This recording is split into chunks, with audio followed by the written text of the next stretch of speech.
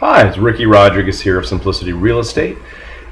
Here for another video lesson about investing in real estate, single-family residential real estate.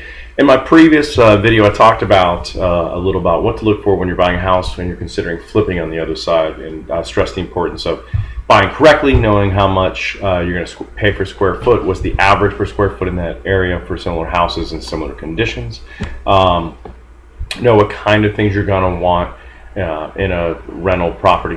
I mentioned in my first video, I think that the things to avoid would be pools, anything that might increase your insurance costs. My investors generally don't like to pay HOA fees because it cuts into their profit margin. So in Florida, we're in the situation where a lot of these HOAs have sort of withered, and so there are no regular HOA dues, and that is handy.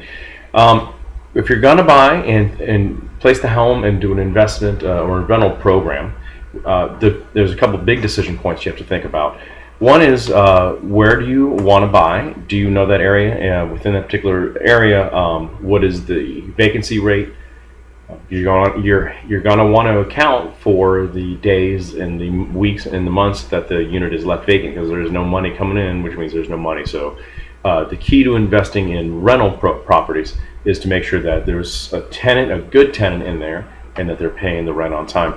So you're going to want to look at what it's going for on the acquisition side, and then you're also going to want to really work on making sure that you know what it's going to rent for per square foot, and you have a strong idea of what the market is going to demand. You can work with your rental management company on this.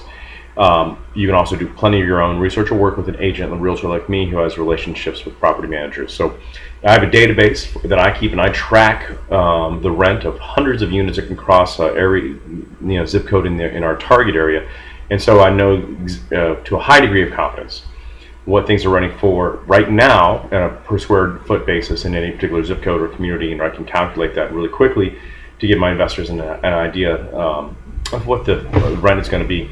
So you're going to want to know what the expenses are, what was the taxes last year, and you're going to need all those things to estimate out what is going to be the net return on investment annually, as well as the cap rate. Those are two numbers that investors look at. Cap rate is a little more generic. It's kind of, what is the cost, what is my rent. Those are the things you're going to need. What's my square footage of the house? Those are the things you're going to need to make that calculation. What is it going to rent for per square foot, so forth. So work with somebody, have a plan, know what you're going to do with it, know are you going to manage it yourself when this is a really big decision that I see people make the wrong decision sometimes, which is if you are not prepared to answer your phone at 2 in the morning because someone flushed a toy down the toilet, one of your tenants. If you're not prepared to do detailed background checks and credit checks on all tenants, if you are not prepared to have your own legal documents in terms of your lease, and how are you going to hold escrow and security deposits? There's a lot more to being a landlord than just saying, here's my house and I'm going to collect that rent. So I would advise strongly for folks that want to keep some of their own peace of mind, that they end up doing, that they talk to a property management company. Many realtors like us here at Simplicity, we have an arrangement with PropM, a fantastic property management company, and they'll do all of that for a really reasonable fee, and that fee is negotiable with them. I would strongly recommend that. So before you buy, to sum up, we're looking at buying in the area that has strong rental demand and inventory. Because so if it has demand but nothing to buy, it's not going to do a lick of good. If it has stuff to buy but no one wants to live there, once again, it doesn't do you a lick of good. You want to find a community that has both of those, high demand as well as homes to purchase, inventory to purchase. You're going to want to figure out what do you have to improve, what level that home to, what is the market demanding for the top of the rent, because you want to attract really good renters. You don't want to attract the worst renters in the world. That's going to cost you a lot of money over time. Highly advise strongly against that.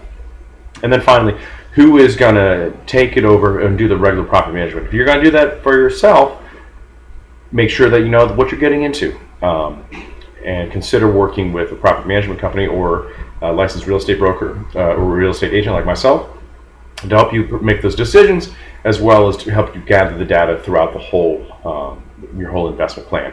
As I mentioned before, if you don't have a plan for your investment, chances of your success are probably pretty slim unless you're extraordinarily lucky and get into the right market at the right time, which happens.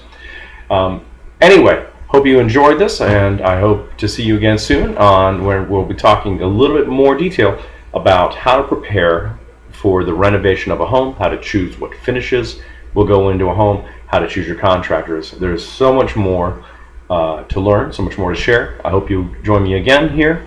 Once again, I'm Ricky Rodriguez from Simplicity Real Estate Brokerage Company here in Orlando, Florida. Would love to help you and any investor make more money. My number is 321-622-3133. Bye-bye.